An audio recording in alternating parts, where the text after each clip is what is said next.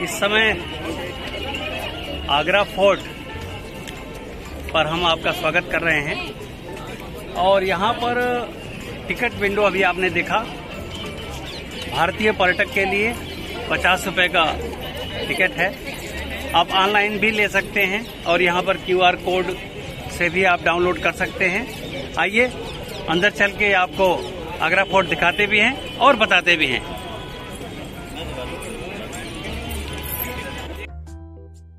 Agra fort के किले में प्रवेश के लिए 2 गेट बनाए गए हैं। पहला दिल्ली गेट और दूसरा लाहौरी गेट।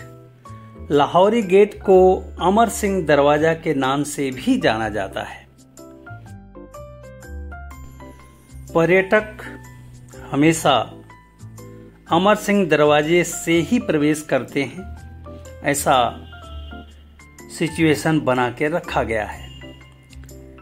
किले के अंदर प्रवेश करते ही सामने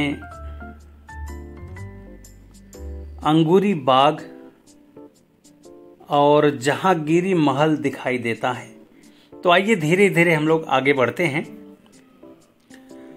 और एक एक करके गेट को पार करते जाते हैं। और आपको मैं बताना चाहूंगा कि ये किले के प्राचीर की ऊंचाई भूतल से 22 मीटर है। 22 मीटर का आशय ये मान के चलने के लगभग 74 फीट। और लगातार एक एक करके दरवाजे या गेट आते जाएंगे। धीरे धीरे आप सारे गेट को पार करेंगे। गेट पार करने के बाद एक हल्का सा एलिवेशन आएगा। एलिवेशन के दोनों तरफ आप मोटी दीवार देख पा रहे होंगे। ये दीवार हालो है। इसमें यदि हम ताली बजाएं या दीवार को ठोकें तो ऐसा प्रतीत होगा कि आपकी साउंड वो प्रतिध्वनि कर रही है, वापस दे रही है। ये बड़ा खासियत है इस एलिवेशन वाले दोनों दीवारों का। धीरे धीरे करके अब हम सारी दीवार और गेट पार करके आ चुके हैं। इस बाग को अंगूरी बाग बोलते हैं और सामने जो दिखाई दे रहा है वो जहांगीरी महल है। जहांगीरी महल के समीप आपको एक बड़ा सा हौज दिखाई देगा। ये हौज 1610 ईस्वी में जहांगीर ने अपने स्नान कुंड के लिए बनवाया था। इसमें चढ़ने और उतरने के लिए सीढ़ी भी बनाई गई है। इस हौज में पानी भर दिया जाता था और जहांगीर इसी हौज में सीढ़ी द्वारा चढ़कर और उतरकर नहाते रहे। तो ये आपके सामने जहांगीर का बनाया हुआ हौज दिखाई देगा। ये 1610 ईस्वी में बनाया गया।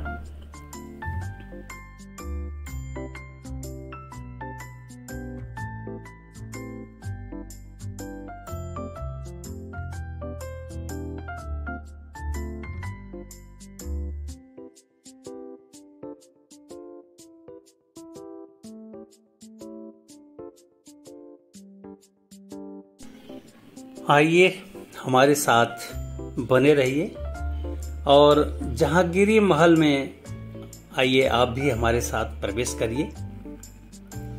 जहांगीरी महल में प्रवेश करते समय जैसे ही मुख्य द्वार से प्रवेश करेंगे तो वहां ध्वनि प्रतिध्वनित होती है, यानी कि इको करती है। ये वही प्लेस है जहां पर आपकी आवाज इको करेगी। चलिए किले की कुछ विशेषता बताते हैं। ये पूरा का पूरा किला 8 वर्षों में बनकर तैयार हुआ। इस किले के बनाने में 14 लाख 44,000 श्रमिक डेली काम करते रहे और लगातार 8 वर्षों तक काम करने के बाद ये किला बनकर तैयार हुआ। किले की नक्काशी, लाल बलुआ पत्थर का कमाल, छेनी हथौड़ी की चोट, एक एक रोशनदान, मेहराब, बालकनी, तोरण द्वार की सिमेट्री देखिए। एक भी खिड़की, दरवाजा, तोरण द्वार, बालकनी की सिमेट्री में एक भी छेनी की, कहीं हथौड़ी की कमी नजर नहीं आएगी। ये इस तरह से ये जहांगीरी महल, चूंकि पूरा किला अकबर ने बनवाया था और ये महल जहांगीर ने स्वयं अपने शासनकाल में बनवाया, इस कारण से इस महल का नाम जहांगीरी महल पड़ा। आइए आगरा फोर्ट की कुछ विशेषताओं पर गौर करें। अकबर ने शुरुआत में सैन्य शक्ति को बढ़ाने के लिए और सेना को रखने के लिए इस किले का प्रयोग किया और इनकी राजधानी फतेहपुर सीकरी रही। लेकिन कालांतर में फतेहपुर सीकरी में जल के अभाव के कारण वहां से पूरा का पूरा राजधानी आगरा फोर्ट में शिफ्ट किया गया। यह किला प्रथम स्वतंत्रता संग्राम 1857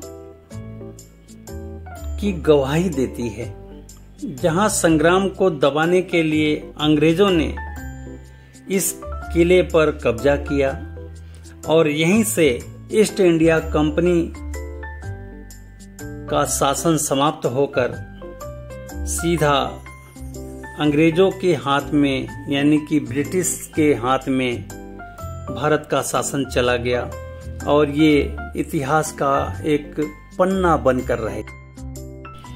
ये बावड़ी आपके सामने है। इस बावड़ी में जल भरा रहता था और आइए अब हम इस बावड़ी के किनारे बने झरोखों तक आपको ले जाते हैं। इस झरोखे से सातों आश्चर्य में प्रथम स्थान पाने वाला ताजमहल दिखाई देता है। ये ताजमहल इन झरोखों से देखना एक अजीब सी ऊर्जा हम सभी के मन में भरती है। तो ये ताजमहल और साथ में लाल किला का ये झरोखा, क्या कहने। सामने यमुना जी बह रही हैं और किले का प्राचीर आपको दिखाई देगा। जैसा कि हमने बताया कि किले के प्राचीर की ऊंचाई भूतल से 74 फीट की है। कहीं से भी नापेंगे तो 74 फीट दिखाई देगा आपको। आइए, हम लोगों ने तो टिकट लिया, लेकिन इन बंदरों को देखिए। ये बिना टिकट वाले पर्यटक इस जहांगीरी महल की शोभा बने हुए हैं। इस महल की नक्काशी देखिए। साथ ही साथ आइए इस बुर्ज पर या इस प्राचीर पर चलता हुआ ये बंदर देखिए। ये बिना टिकट वाले पर्यटक हैं हमारे। थोड़ा सा आपको रोमांच भरता हुआ, क्योंकि इस प्राचीर पर चलना हम सभी के बस की बात नहीं है। और ये जहांगीरी महल का ये स्ट्रक्चर देखिए, ये झरोखा देखिए। इस झरोखे से हवा लगातार पास हो रहा है और काफी हवा की गति तीव्र है। इस महराब को देखिए, जो भी देखेंगे देखते बनेगा। मुगलिया सल्तनत का अजीमोशान इमारतों में यह आगरा फोर्ट गिना जाता है। यूनेस्को ने विश्व धरोहर की सूची में इस आगरा फोर्ट को स्थान दिया है।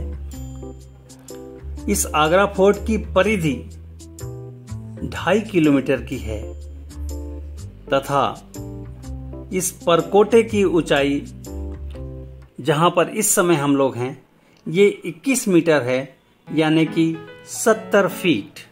तो इस तरह से ये किले की थोड़ी सी हम लोगों ने नापजोख आपको बताई। साथ ही साथ ये जहांगीरी महल के इस दृश्य को देखिए, एक दूसरे से ये अटैच है।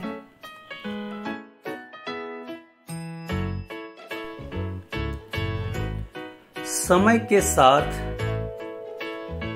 दीवारों का प्लास्टर छूट सा रहा है, एएसआई मेंटेन करने में लगी है।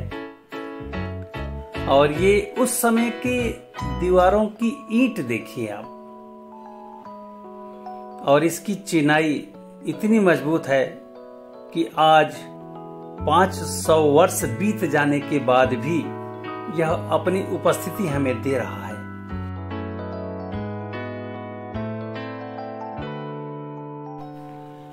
यमुना नदी से रहट की विधि द्वारा जल इस किले के प्राचीर को पार करती रही है, और अभी आप सोमनाथ दरवाजे को पार कर रहे हैं। ये गजनी दरवाजा है। गजनी दरवाजा आप देख पा रहे हैं। ये संगमरमर का स्ट्रक्चर, यहां पर जहां आरा जहांगीर की लड़की रही हैं, ये उनके रहने के कमरे हैं। इस जगह से भी जो इमारत ये बनी है, इसमें राजपूताना शैली का पूरा प्रयोग हुआ है। इस जगह से भी आप ताज महल को जी भर के निहार सकते हैं। आइए किसी झरोखे से हम आपको ताजमहल दिखाने का प्रयास करते हैं। फिलहाल ये इस समय खास महल है जिसे आप अभी देख रहे हैं। खास महल नाम है इस जगह का, और संगमरमर की नक्काशी देखिए, और ये रहा सामने ताजमहल। विश्व धरोहर की यदि हम यात्रा करते हैं तो इस यात्रा में हम आगरा को छोड़ नहीं सकते, क्योंकि यहाँ विश्व धरोहर की सूची में 3 इमारत एक साथ आता है। इस तरह से ये खास महल, जिसे बादशाह अकबर ने बनाया है। प्रवेश हमने जहांगीरी महल से जरूर किया है, लेकिन ये स्ट्रक्चर जो संगमरमर का स्ट्रक्चर है, ये शुरुआत में ये स्ट्रक्चर बलुआ पत्थर का ही बना हुआ था, लेकिन संगमरमर के जितने भी स्ट्रक्चर आप इस लाल किला में देखेंगे, सब शाहजहां के शासन काल में बनाए गए हैं। तो ये इस तरह से खास महल लाल किला आगरा का दिखाई दे रहा है। किले का स्ट्रक्चर, लेआउट व डिजाइन किसी भी डायनेस्टी के गर्व की ऊंचाई व प्रसिद्धि दिखाती है। ये किला काफी बड़े बड़े इमारतों का एक समूह जैसा लगता है। 1638 तक मुगलिया सल्तनत की राजधानी का गौरव इस लाल किला को प्राप्त है, जो बाद में यहां से दिल्ली शिफ्ट कर दिया गया। पूरा का पूरा किला बलुआ पत्थर से अकबर ने बनवाया है, परंतु कुछ एडिशनल कार्य जहांगीर व शाहजहां ने करवाए। खास इमारतों में दीवाने आम, दीवाने खास नगीना मस्जिद, अकबरी महल, बंगाली महल, खास महल, जहांगीर महल है। आइए अब इस जगह के बारे में बताएं आपको। ये नाम है मुसम्मन बुर्ज। मुसम्मन बुर्ज शाहजहां ने बड़े शिद्दत से बनवाया था। इसी जगह को औरंगजेब ने शाहजहां के कैद खाने के रूप में प्रयोग किया। इस जगह का नाम एक और भी है। यहाँ पे एक सोने की जंजीर लगाई गई थी जो जहांगीर ने लगाया था, जिसे जंजीरे अदल का नाम दिया गया। ये 1605 में बनवाया गया। इसे न्याय की जंजीर का नाम दिया गया। जंजीर किले के नीचे तक लटकती रहती थी। जिस किसी को जहांगीर के बनाए गए मुंसिफ से भी शिकायत हो और उनके द्वारा दिए गए न्याय से किसी भी तरह की शिकायत हो, वो इस जंजीर को हिलाकर और इस जंजीर को बजाया करते थे। और बजाने के बाद जहांगीर स्वयं उसकी केस की सुनवाई करते थे और उसे न्याय देने का पूरा प्रयास करते थे। तो ये है जंजीरे अदल। यमुना नदी से रहट द्वारा पानी किले में ले जाया जाता था। जब शाहजहां से युद्ध में न जीत पाए औरंगजेब, तो उन्होंने इस रहट पर कब्जा कर लिया। जल की आपूर्ति बाधित हो जाने के बाद शाहजहां ने 5 जून 1658 में औरंगजेब के आगे सरेंडर कर दिया और उस दिन से औरंगजेब ने शाहजहां को इसी मुसम्मन बुर्ज पर हाउस अरेस्ट कर लिया और फिर वो कभी भी इस जगह से बाहर नहीं निकल पाए। इसके नीचे एक तलघर भी है। तलघर में उनके रहने की व्यवस्था की गई और ऊपरी तल पर उनको दाना पानी खाना पीना दिया जाता था। आइए इस प्रमुख स्थल मुसम्मन बुर्ज से इसकी नक्काशियों और इसके कसीदेकारियों को देखते हुए आगे बढ़ते हैं और आपको दूसरे स्थल की ओर ले चलते हैं। किले में झरने का आनंद, ये देखिए, यहाँ पर खड़े होकर झरने का आनंद लीजिए। ऊपर से पानी झरझर झरेगा और नीचे एक कुंड बना है। उस कुंड में इकट्ठा भी होगा। इकट्ठा होने के बाद धीरे से फिर ये आगे इस पैसेज के थ्रू आगे चलते हुए, और आगे देखिए एक छेद दिखाई देगा। उस छेद से नाली द्वारा आगे बढ़ते हुए यमुना जी में जाकर मिल जाएगा। तो इस तरह से नहाने की ये अति उत्तम व्यवस्था। आइए सीढ़ियों द्वारा ऊपर चलते हैं और ऊपरी तल पर शाहजहां ने स्वयं के व्यक्तिगत उपयोग के लिए 1635 ईस्वी में मीना मस्जिद का निर्माण कराया। जैसा कि इसमें दिखा हुआ है कि 1631 से लेकर 1640 तक इस मस्जिद का प्रयोग बनवाने में किया गया और यहाँ पर ही शाहजहां नमाज पढ़ा करते रहे। और साथ ही साथ ये जो इमारत आप देख पा रहे हैं, इसको दीवाने खास कहते हैं। दीवाने खास का निर्माण 1935 में शाहजहां ने करवाया। और शाही हम्माम भी इसी में है, जो 1570 से लेकर 1658 तक प्रयोग में आता रहा। तो इस तरह से ये आपके सामने दीवाने खास।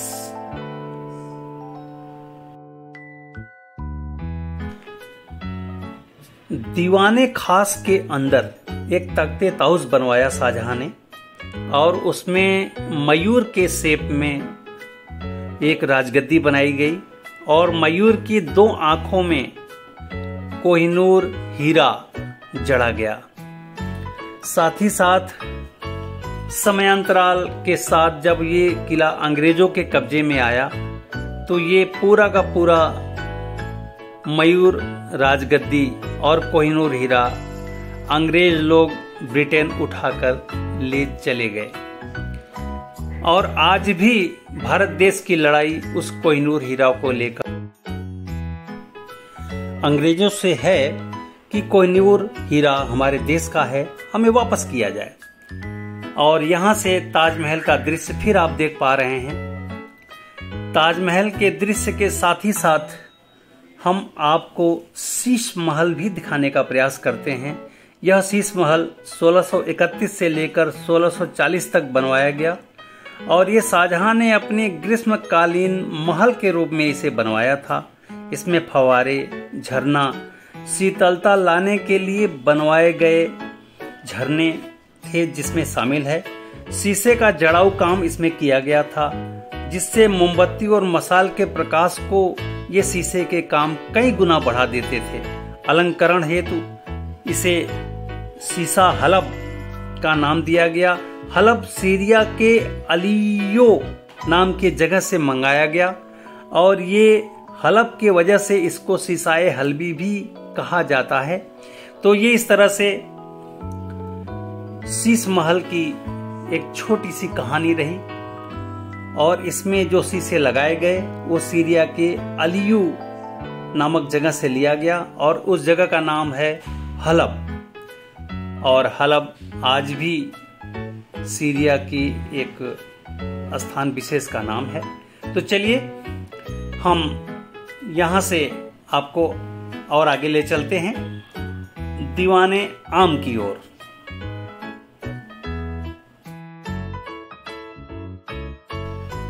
ये गार्डन दीवाने खास से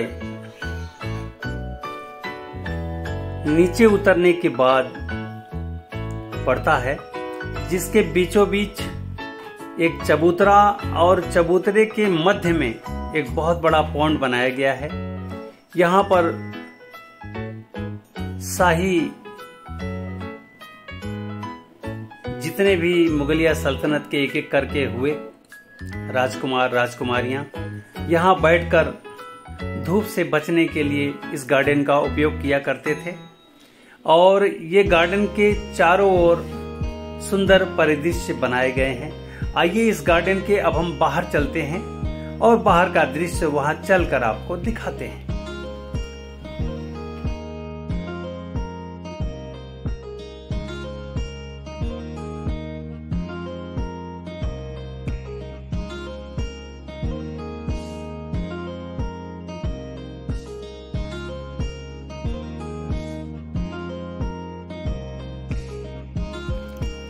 अब हम दीवाने आम की ओर आ चुके हैं और ये सामने जो स्तंभ और श्वेत और पीले रंग का ये सब जो मेहराब आप देख पा रहे हैं, ये शाहजहां के द्वारा 1628 से लेकर 1635 ईस्वी के बीच बनवाया गया। ये स्तंभ संगमरमर के बने हैं और इसके चारों ओर जो ये बागवानी की गई है, इस बाग का नाम अंगूरी बाग है। यहाँ पर जब ये अंग्रेजों के कब्जे में आया तो वेस्ट प्रोविंस ऑफ इंडिया के गवर्नर रसल गाल्विन यहीं पर मृत्यु को प्राप्त हुए और ये उनका कब्र रहा। साथ ही साथ ये आप देख पा रहे हैं दीवाने आम, उस समय दीवाने आम ये बनाया गया। और यहाँ से जब राजधानी शिफ्ट हुई दिल्ली तो इसी तरह का दीवाने आम वहाँ के लाल किला में भी बनाया गया। साथ ही साथ लाहौर के किले के अंदर भी इसी दीवाने आम की प्रतिमूर्ति बनाई गई जो वहाँ पर दिखाई देता है। जब कभी भी आप दिल्ली जाएं तो जरूर देखें, इसी से सिमेट्री है वो। और लाहौर यदि कोई गया हो तो जरूर बताइएगा कि क्या आगरा के दीवाने आम से मैच करता हुआ लाहौर के किले में ऐसा कोई दीवाने आम है क्या। ये हमें इनबॉक्स में बताने का प्रयास जरूर करिएगा। और ये अंगूरी बाग आपके सामने है। अंगूरी बाग के बीच में एक कुआं है, वेल। ये बावली दीवाने आम के लोगों के पानी पीने के उद्देश्य से शाहजहां ने बनवाया था। ये बावड़ी आप देख पा रहे होंगे, काफी बड़े परिधि में है ये। और इस तरह से धीरे धीरे करके हम उस गेट की ओर आ गए जहां के आगे से जहांगीरी महल से हमने प्रवेश किया था। तो इस तरह से हमारा ये लाल किला आगरा, ये लाल किला आगरा फोर्ट, वहाँ का ब्लॉग हम यहीं पर समाप्त कर रहे हैं। ये आखिरी दरवाजा है, यहाँ से हमें एग्जिट कर जाना है। और ये आपको मैं दिखाऊं, ये दीवाने आम है। और दीवाने आम के साथ ही साथ हमारा ब्लॉग समापन की ओर है और हम यहाँ से आगरा किला का ब्लॉग यहीं समाप्त कर रहे हैं। और हमें अनुमति दीजिए, फिर किसी शहर में नए जगह पर जाकर नए तरह का ब्लॉग आपको दिखाने का प्रयास करेंगे। नमस्कार।